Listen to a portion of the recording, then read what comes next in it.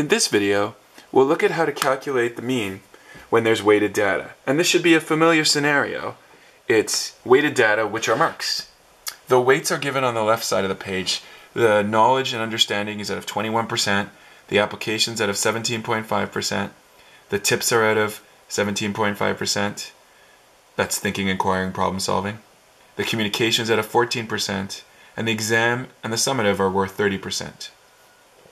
The marks the person got were 72 on knowledge understanding, 68 on application, 82% on thinking, inquiring, problem solving, 75% on communication, and 79 on the exam and the summative.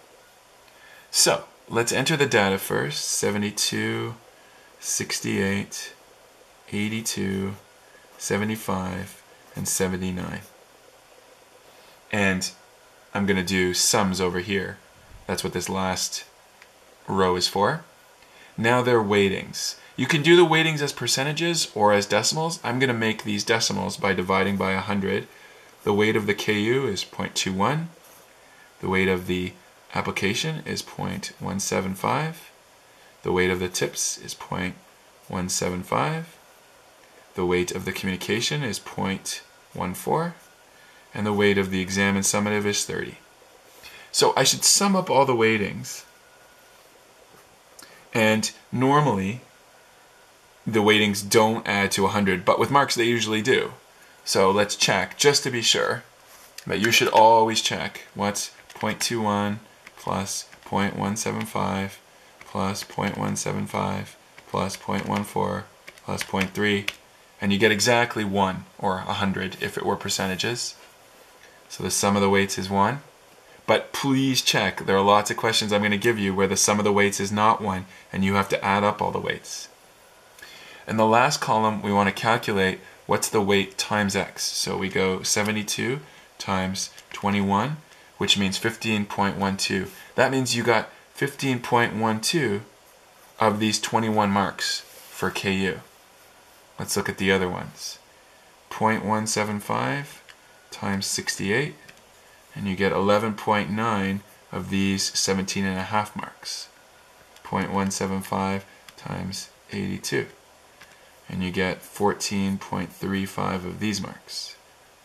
14%, and you got 75% of those marks, which means you got 10.5 of those marks. And of the last 30% on the exam, you got 23.7 of those marks.